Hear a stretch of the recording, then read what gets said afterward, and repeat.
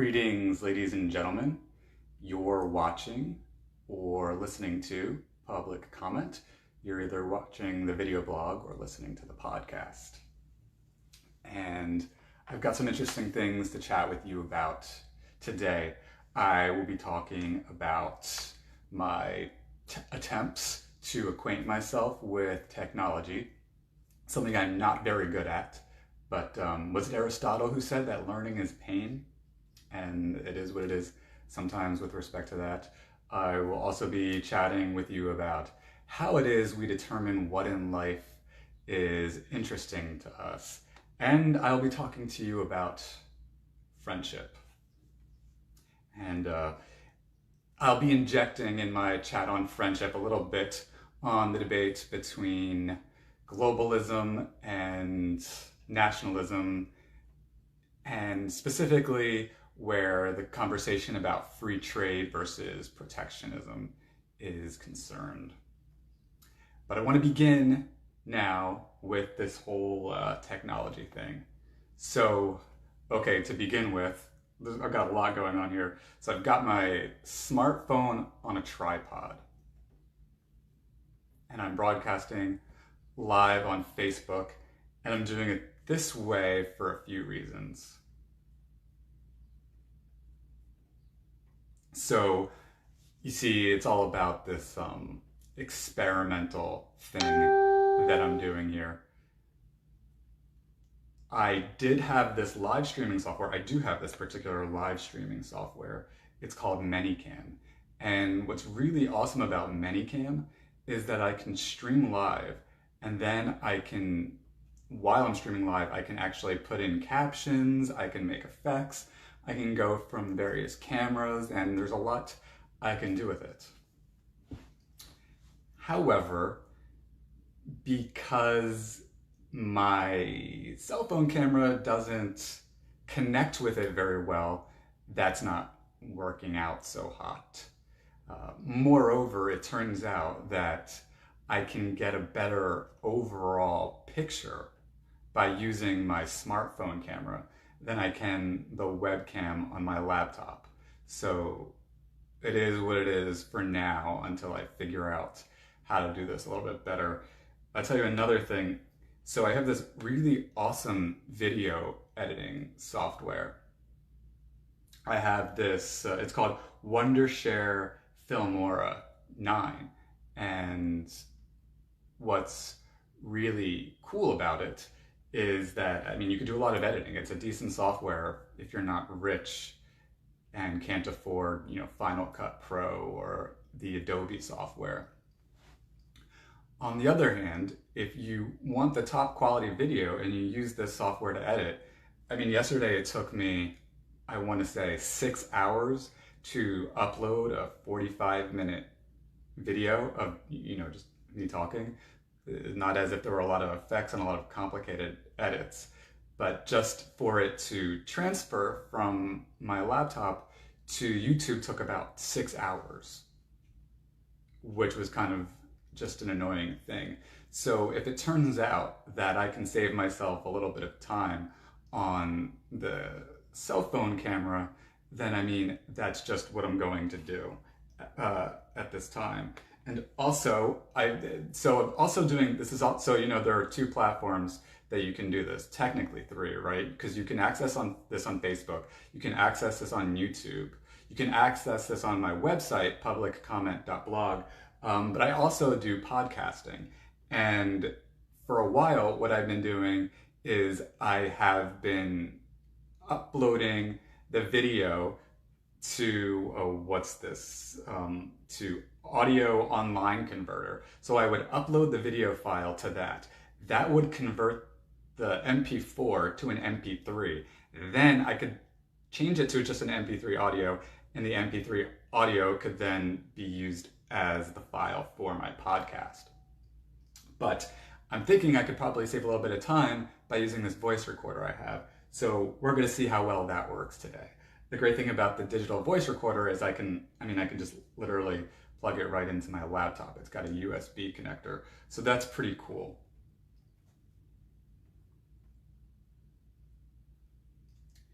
mean, what remains frustrating to me is I am concerned a little bit about video quality. I want it to look good. I don't want to be so obsessed with video quality that I sacrifice the quality of what I talk about, though. So that's what I'm sort of trying to navigate through. If you guys have any feedback on that front, look, the fact is, I've ignored technology pretty much my entire life. It's just not my expertise. All things STEM related, I've pretty much just blown off. And not because I have any kind of belligerent attitude towards those kind of things. I was just always more of a humanities and social sciences kind of guy growing up. The arts, the liberal studies. So, because you just can't be all things to all people, you can't do all things in the world. I'm going to talk about that a little bit more in a bit. But because that's just the way it is, the STEM subjects have had to suffer from sacrifice of lacking in my attention to them. Quite an unfortunate thing, though, because the statistics are out there.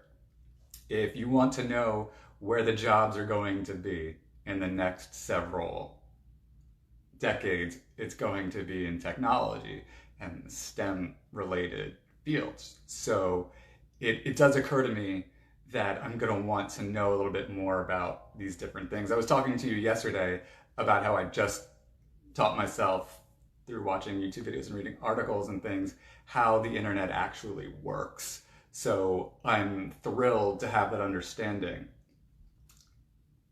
However, at this point now, I've got to figure out what is the single best way to record those video blogs and what's the best way to upload them from source to source. And the same thing with the podcasting. So that's sort of an intro to what I have to say about technology. Other than that, it's extremely exotic to me. It's like another country because like I said, it suffered from my neglect and I just want to improve that. So now at night, instead of reading from Tolstoy, I'm reading these technology websites and these video blogging websites and all these things to find out how exactly it is that they work, which is cool. So I apologize for the there. At this point though, I want to move on and start talking about interests in general and determining in life what it is that we find interesting. And I use technology as a segue there because technology is utterly fascinating. And I'm mad at myself, in fact, for having waited until now at 33 years old in 2019. We're almost halfway. Can you believe we're almost halfway into 2019 already? Talk about a year that has just zoomed by. I've just not even gotten over January yet. So here I am trying to wrap my mind around technology, but the question has to be raised. How much time am I supposed to spend day to day concentrating on learning more about the advances in technology and how I can apply them to things like my WordPress blogging platform, or linking videos on my social media, live streaming those videos, or editing my YouTube videos, etc., making my podcast sound better, or just learning more about various advances that are going on, just because it's good to know what's going on in the world, because this enables one to get a fuller sense of life. I talked in other videos about how I do strive to be this well-rounded person, this holistic person. However, I read this really interesting article today from fastcompany.com. First time I'd ever come across this particular website.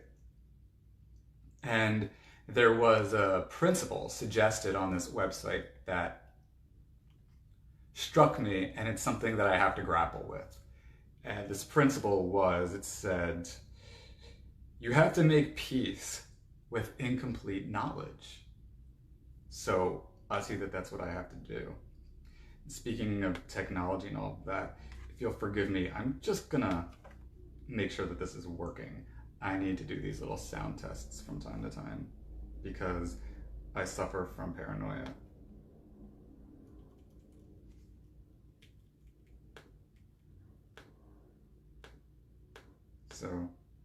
So perfect. I see that that's what I have to do. Again, I apologize there, ladies and gentlemen. Just wanted to make sure that it worked. So I accept the fact, or I'm trying to teach myself how to accept the fact that I just can't pay attention to everything.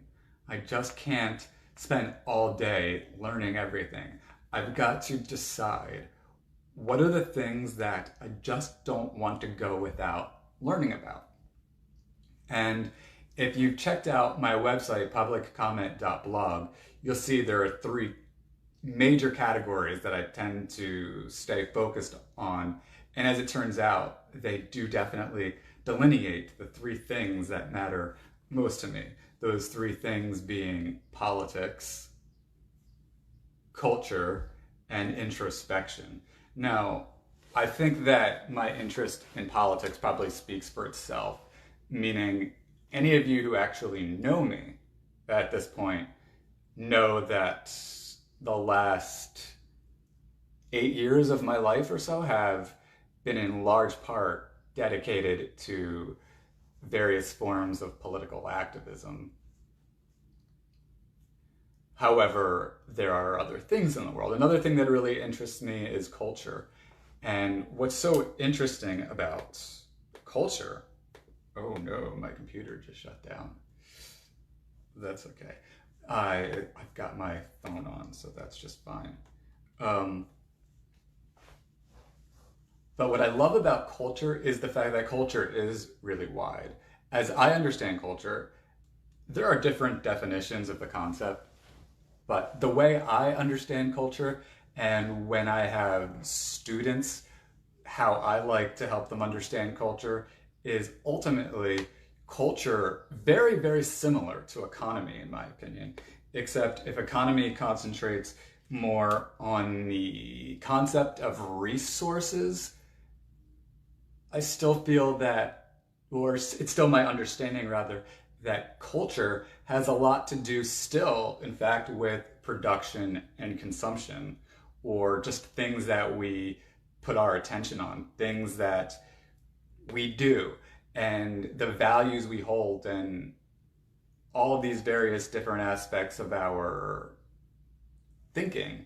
I believe that culture has a lot to do with philosophy and practice of philosophy or ideology.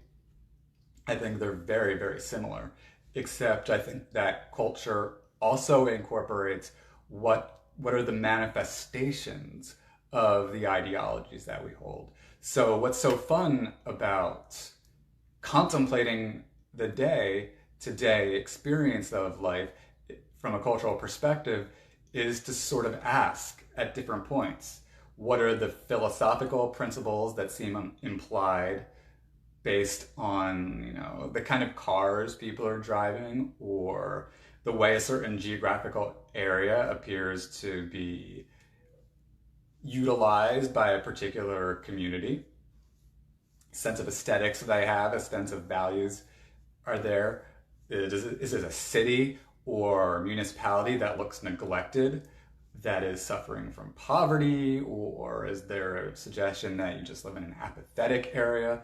That tends to be what I feel about East Windsor, New Jersey, where I currently live. It comes across kind of apathetic. There are a lot of lawns that are never cut, a lot of branches that are always tangled into power lines, a lot of abandoned buildings and things like that. Just gives you the impression that people aren't taking care of the community. So that's a geographical concept, it's an aesthetics concept, It's also a philosophical concept, and it's also a cultural concept.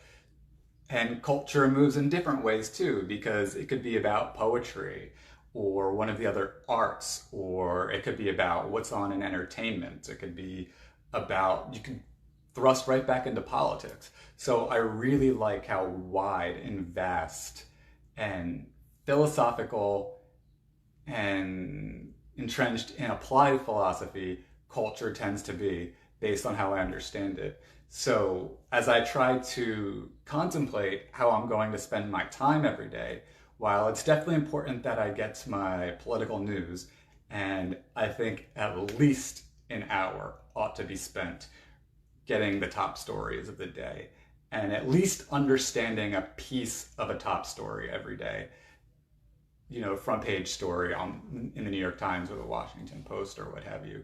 To me, that seems essential. But also, I think it's also important to understand just what's going on around you beyond the more visceral, immediate, breaking news type political thing. So it could be, again, for me today, the interest in technology is actually very cultural. To what degree do people take an interest in technology, both as consumers and as producers and as people who do or don't know a certain amount about that type of technological product? Some people are Luddites. Even people I know and love, I think, are people who tend to be detached from technology and are not interested. I have two friends who have been very stubborn with respect to the whole cell phone, smartphone thing. Two of them have refused to get smartphones, preferring their flip phones from like 2008 or what have you. One of my friends just recently wised up and got a smartphone. I don't know if I've seen my friend's smartphone yet, and I'm not going to name names in this situation without the permission of this particular friend. So that'll be that. So you see, culture is very liberating to be interested in it, because I think that you can sort of move around. And my other major interest is introspection, if that hasn't been obvious. However, I can't put enough emphasis on the importance of introspection. I think everybody ought to take an interest in introspection, because what is that expression? Know thyself. Or if you don't know yourself, then you don't understand perhaps aspects of unhappiness that you might experience, or you don't understand why you don't feel more fulfilled, or you're negating perhaps things that are more interesting to you than you realized, or maybe you're in a relationship you really shouldn't be in. I do believe, it would be a theory of mine, that a lot of people are in failing relationships simply because they don't really know themselves that well, or they're not true to themselves. I mean, I saw the situation with my father. He was in 3 failed marriages, despite being an expert in marriage and writing a book on the topic. And theoretically, saving numerous marriages, I was told, at his wake. May he rest in peace, as the expression goes. However, if you consider my father's relationship with my former stepmother, what an interesting thing, because my father was unpolitical, whereas my stepmother was extraordinarily political. Also, my father was, even though he wasn't political to the best of my understanding, he was a sort of default or de facto Democrat, whereas my former stepmother was a considerably hardcore Republican, considerably conservative. So how did a considerably conservative person, and someone who was, certainly my father was hyper liberal culturally, however unpolitical he may have been, just to give you an idea of exactly how liberal my father was, I mean, this is the guy who, when we're together as a family at the restaurant, very close to other people in the background there, my father was the one who would say, "So, I just bought a pornography film the other day called Daddy's Dirty Videos." And he would say this in a really sort of uninhibited way, not really caring how other people in the background might react. That's how liberal my father is. My father also once, and it seems to be a thrill he had to say this at restaurants, because I remember another sort of assertively sexual comment that he made towards the end of his life, actually. We were at this Irish restaurant in Trenton, and I don't remember exactly why he said it or what the context was, but at some point my father advertised the notion that perhaps he was a trisexual because he would try anything at least once. He didn't elaborate, and I mean, at the time I wasn't terribly interested in his elaborating, so that would be that. But again, my stepmother, former stepmother on the other hand, she was staunchly conservative. I can give, at least superficially, in terms of how she presented herself. I mean, maybe she was in fact not so conservative as she wanted people to think she was. Nonetheless, I remember, I think we were in Cape Cod. I was, don't remember how. I was pretty darn young, 11, 12. And I remember getting out of the car, and I remember saying the word sexual. And she said something like, "Don't you ever say that." Some kind of, she in some way, shape, or form wanted to express that she wasn't wanting me to use the word sex. And so that became my notion of her.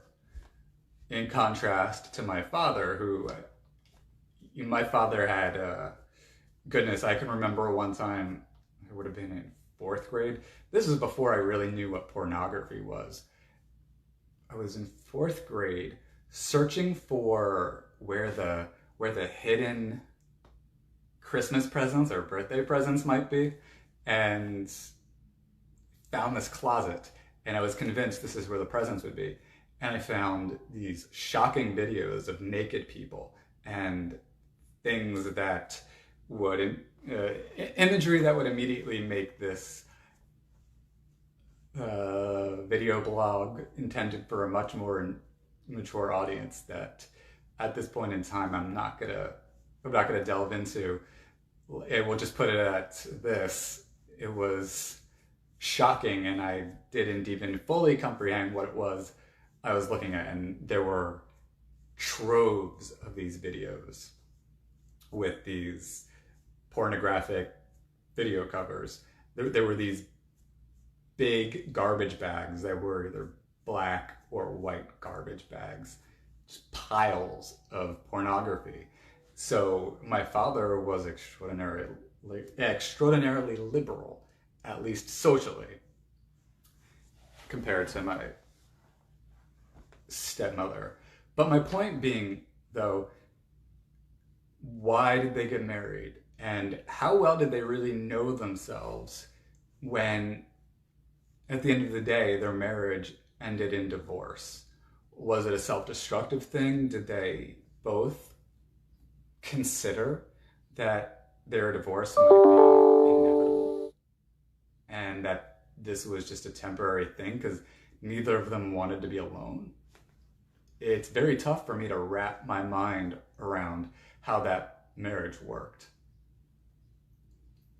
And it's too bad that I don't have a relationship with my former stepmother, because I have loved to ask, though I respect that it's a personal thing anyway. Isn't it strange how I think with parents and understanding, especially I believe in the case of when your parents get divorced, there's this sense almost of entitlement, that you're entitled to understand why the marriage failed. Not that I say there's this conviction, this certainty, or this absolute knowledge that indeed it's rational to say that you're entitled to understanding the divorce, but to me it seems such a reasonable curiosity on the one hand, and yet a violation of your parents' privacy on the other hand. Even the divorce, my mother divorcing my father, that's not something I've ever entirely understood. It's also not something I've not interrogated my mother about it. I asked questions about it when I was a little bit younger, probably a teenager or a younger adult, 33 now, can you believe it? I think in my earlier 20s, I probably raised some questions about it, but certainly in recent times, I haven't. Because to me, it feels like I'd be violating my mother's privacy. There are things about her life that there's no reason for me to know. It's her life, not mine. She doesn't owe me her life story. On the other hand, there is something to me that's just psychologically jarring about the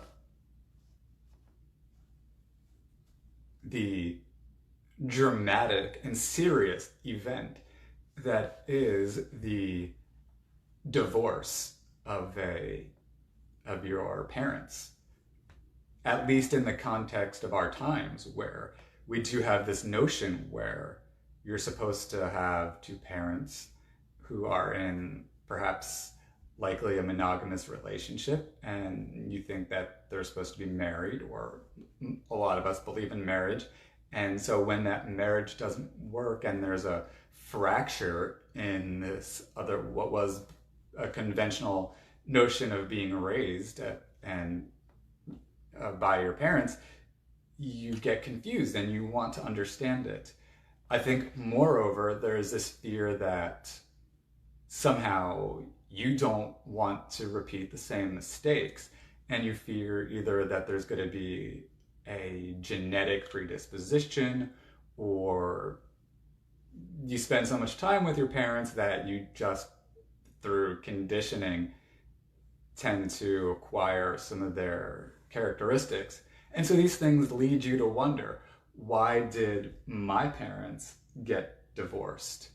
Because if I don't know, what's the risk that I'm going to contribute to something that similarly would cause my own divorce? Something certainly I absolutely don't want to happen. And again, introspection here. Thinking about a marriage, how can you possibly allow is not the word. How can you possibly preserve and maintain something as complex and deep and sacred like a marriage if you don't possess the capacity to introspect and ask yourself, am I happy? Do I believe I'm being treated well? Do I believe I'm treating my lover well, my spouse the right way? Am I giving my spouse enough space? Is my spouse giving me enough space? Are we both healthy? And I think also, as I understand it, similar to meditation, there's something about introspection. For me, there's no peace in the day, no sense of purification, no sense of self without taking that time to step back and evaluate the computer files on my mind, if you will, the most prominent and utilized computer files in my mind, if I may use that analogy. So I believe that talking a lot about introspection, both as a subject in general, but also introspecting and sharing introspection. I think this is the value, for example, that literature and art, all of the arts, I believe, including aspects of multimedia platforms. I believe that the appeal is if I'm listening to someone else or watching someone else introspect or reading someone else and their introspection, it kind of helps me introspect. I can ask if I relate and why or why not. So I feel that there's a benefit there. And that would be the rationale behind why I like to fixate so much on introspection. And it's a thing that I believe for a significant chunk of time I didn't do enough of, which would be ironic because when I was younger, I introspected all of the time. Of course, the difference is when I was younger, I introspected very impulsively, fixating on what thoughts are in my mind and how am I feeling, but I never asked why. I never asked if they were rational. Now, for me, it's important to understand, first of all, like basic themes or categories that are again, dominating my thought sequences, if you will, and asking whether the assumptions behind them and evaluating whether those assumptions are right or wrong and what kind of feelings are there. So that's what I want to say for the day about introspection. There's one last basic category that I want to talk to you about today, and that is friendship. This is going to be a little bit this is going to be more of an emotional conversation and a little bit more difficult for me to delve into.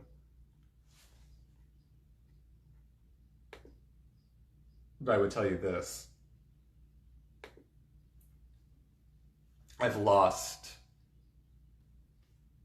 or it seems as though, at times, as if I have lost some extraordinarily precious friendships. And there's no other way to put it than the fact that I cannot help but lament as much. I can't name names, nor can I assume necessarily that these friendships are lost. That's sort of the strange thing about losing touch with people, is part of you may be wondering, I know in my case, I'm wondering, is it me? Is there something about me that caused these relationships, these friendships to result in less time together, less conversation? I can think of, off the top of my head, I can think of two very particular friendships I had that were very deep, especially during adolescence, later adolescence into my early 20s. These friendships were really paramount to my life story. And as it is currently, both of these friends, well, I have called them on the cell phone numerous times. I've left voicemails numerous times. I've emailed them numerous times. I've tried to get in touch with them in every possible way that I could, as many times as I could without coming across as annoying. And at some point it occurs to you, either these people are drastically busy or these people really want nothing to do with you, or they wish that they could talk to you, but for whatever reason, they don't know what to say to you. I mean, grappling with the appearance of terminated friendships when the friendship didn't end because of a fight, but you just find yourself no longer talking. You find yourself trying to be the one that starts the conversations, but they don't want to reciprocate. But I tell you, that's sort of an awful feeling to have when you're the one that's trying to keep the friendship, the substance of that friendship, and the thrills of the conversations that perpetuate and add zest to those friendships. When you're the one who's trying to keep that going, to keep that fire burning, but they're not. And again, you wrap your mind around it. Is there something wrong with me? Am I that off-putting? Why am I so off-putting? So as it is, I've tried to figure out what could it be that's most off-putting about me. And by the way, there's also a really ironic thing about it, because I'm not all that convinced that I'm actually a good friend. I think I have good intentions. I would argue to you I have wonderful intentions. That is to say, I want the best for everybody that I know. Moreover, there are people that I've established really deep connections and relationships with, but I just don't check up on them as much as I do. Sometimes I get a text message and I don't respond to it immediately. Sometimes you say, okay, I know I want to respond to this text message later, and I will. And then maybe a day goes by, 2 days go by, and you realize you haven't done that. But isn't it funny how life is that way, and how it didn't always seem that way? I know when I was younger, before text messages were one of the major ways to keep in touch with people, I can remember, you did the instant messenger, AOL instant messenger, and I think you kind of just didn't really talk to someone if they weren't someone you didn't want to talk to, or if you're already juggling too many other conversations at the same time. But suddenly we get to this point where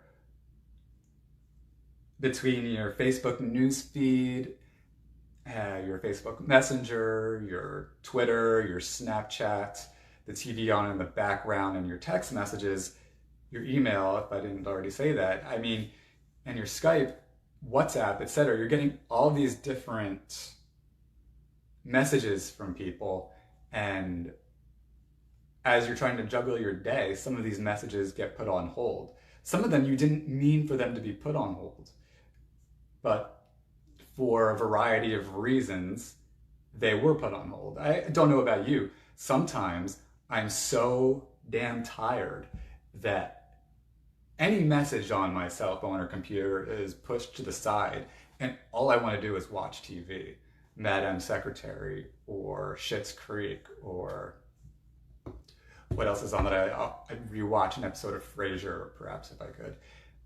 Bottom line there is that sometimes I just push my friends aside. I know, hey Bernard, if you're watching, I got your email. My friend Bernard sent me some poetry of his that's so brilliant that I've been meaning to really ingest and absorb and contemplate. However, I get so concerned about the possibility that I could have a career in video blogging or writing, plus, actually trying to get some kind of job that pays significantly more than the little bit of money that I'm making now as a tutor. No disrespect to Mercer County Community College or the taxpayers in Jersey or anything, but it doesn't exactly throw me into the middle class, and I was hoping to do that. So sometimes when you're really stressed out trying to find a job, a lot of other things get pushed to the side, family and friends being one of them. So as I think about those friendships that I have that seem to be deep underground, actually, I was going to say far behind, I'm going to say deep underground. Is it the fact that, we're young. I'm thinking about my generation. We millennials, I'm 33, so the people that I went to school with are about 33, 32, 31, 30, right? A lot of us are dealing with still establishing ourselves in our careers, parenthood and marriage and family life, and trying to keep in touch with those friends that were closest to at work or geographically. And these things happen, right? Geographically, even in general. I think two things that seem to really put a damper on the friendships that I've had in the past: geography and life interests. And not just life interests, but even if you have the same interests, but your interests weren't the same at the same time, it's as if you lose touch. You know, I have friends who are also writers, but those, I just don't enjoy the correspondences with those friends anymore. They were more into writing this or that when I wasn't as into writing this or that, so we perhaps didn't have as much to talk about. What keeps the glue of friendship alive? What do you do? What is it that determines which friendships will last? Is another way of asking the same question. Certainly, I want to say to any of you who consider us friends, if there's anything I've done that you believe has been in any way, shape, or form destructive to the connections and the relationships we have, I want you to know I'm extraordinarily sorry, and that I never meant to say anything that would make you feel bad. I never meant to do anything that would suggest anything other than my deep love for you. It really is an awful thing to think about the friendships that we've lost. There were two friendships I had in particular I was telling you about through adolescence and into my early 20s. It's, do you know that song by the Dire Straits, Romeo and Juliet? There's this great line where he says, "When you gonna realize it's just the time was wrong?" That's how I feel about these two friends. I wish I could tell you their names for the sake of like telling a good story, but I've got to respect the privacy of these two individuals.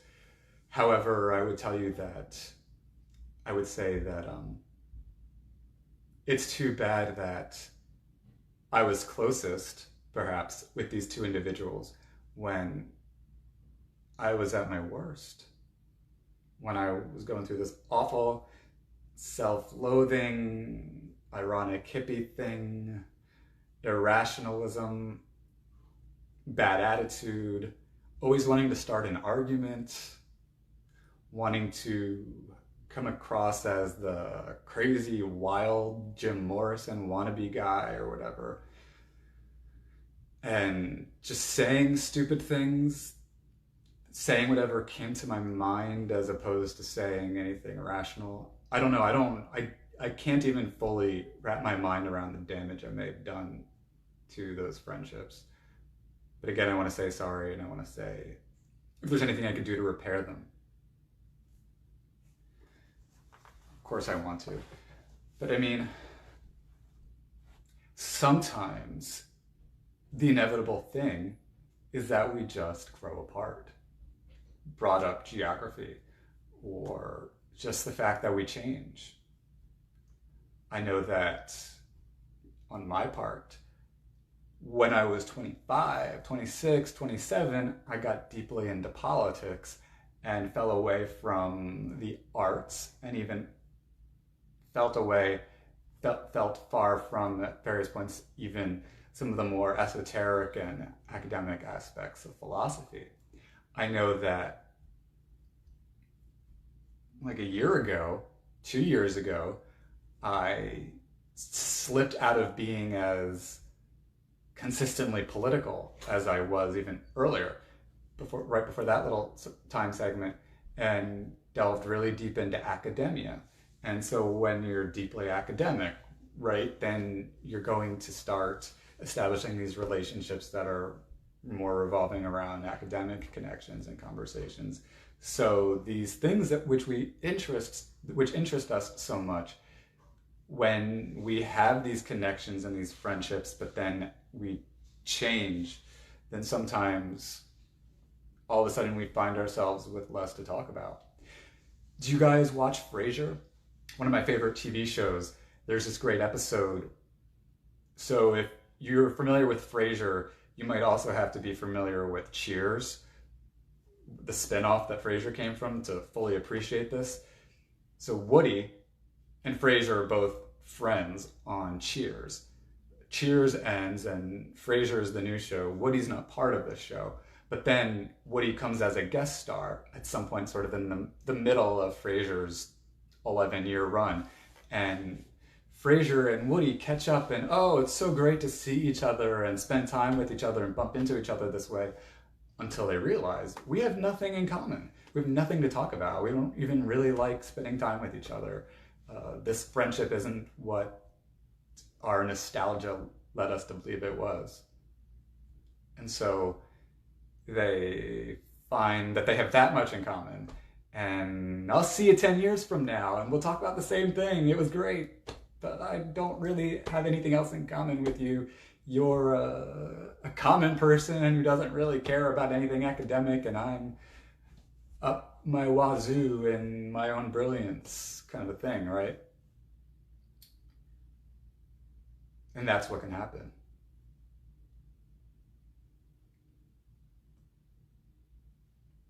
Those are just some of the aspects contributing to some of the friendships I've lost. I just want to tell you about one more.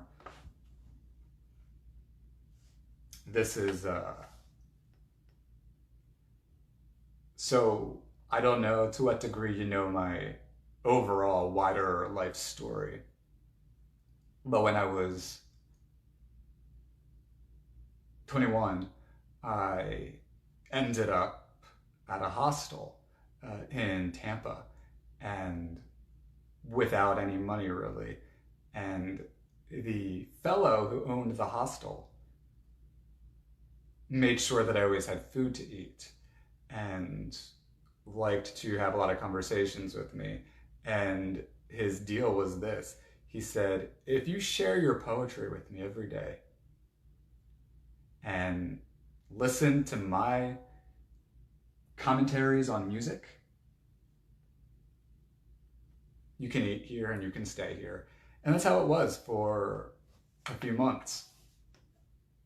Anyway, eventually I realized I couldn't live in a hostel and begged my older brother, Matt, God bless his generosity and goodness.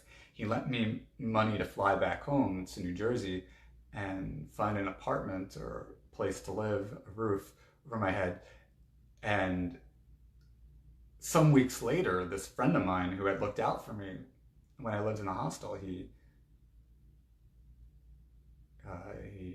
hung himself. And I got a phone call about it. I was told when his funeral would be. Of course, I couldn't be there at his funeral. And though I imagine this fellow and I, maybe we wouldn't get along today. He was, talk about radically socially liberal in a way that my father sort of was. This guy was sort of like that too, I would say.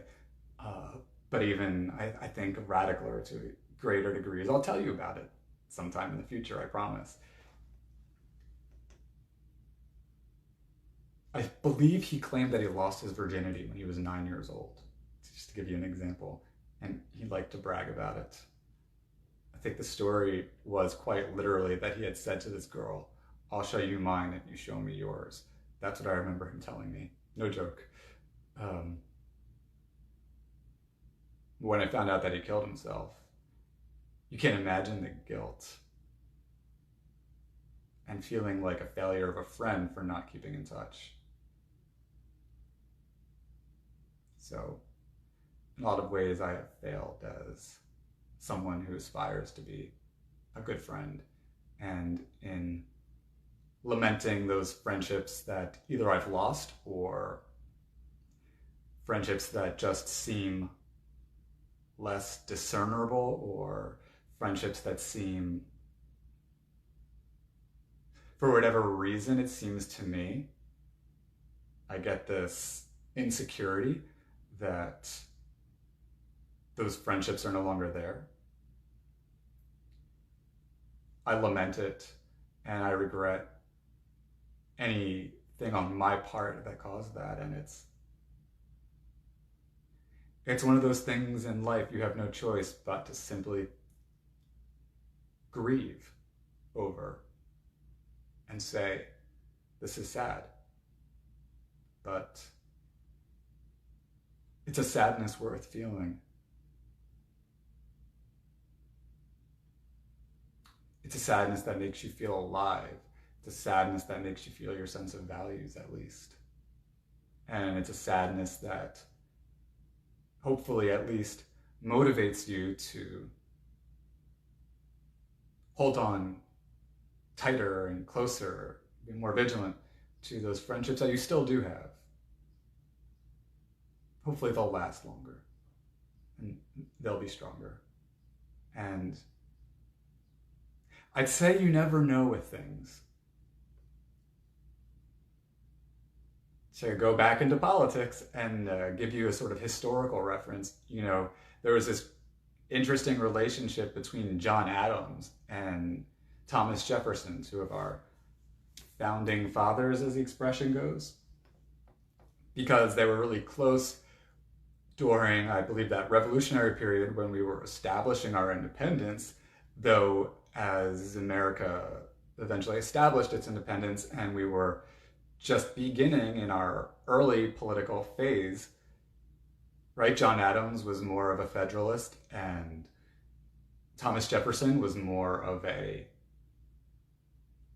let the states just sort of have their own independence and do their own thing, more of a libertarian type of guy. And they were not so close, right? But also, as they were older men, towards the end of their lives, they corresponded with each other through letters and found great meaning and joy in being able to do that. So I think to myself, well, maybe today, those friendships that either I've done something to ruin or subdue, or for whatever reason, those old friends I had just, for whatever reason that I can't wrap my mind around, don't want to take part in that old friendship we had in those days, back in those days, or whatever it may be. It's good to know that it's always possible that there was some more going on in their lives. There's more psychological context than I could ever wrap my mind around, and there was never so much to worry about than just let them have their space. What question? Oh, I lost. I hope I didn't just lose all of that.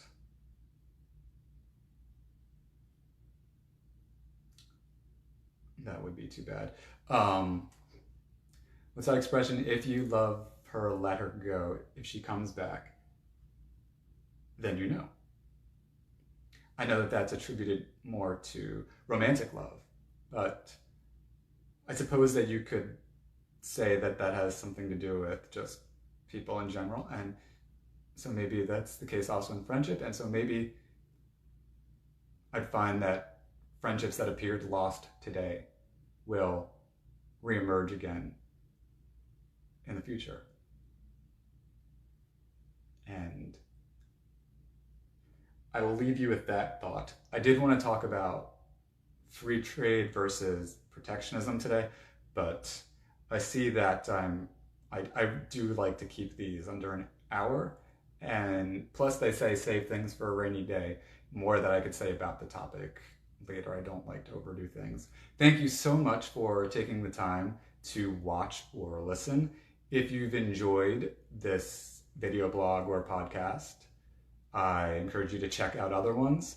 You can find me on, you can find my website on publiccomment.blog. You can check me out on Twitter, Facebook, YouTube, LinkedIn. And you can see me on Spotify and other platforms where podcasts are. And I thank you again. If you did find this to be a meaningful thing, also I hope that you would share with your favorite people. I look forward to chatting with you again really soon. Have a great day. Thank you so much. Bye.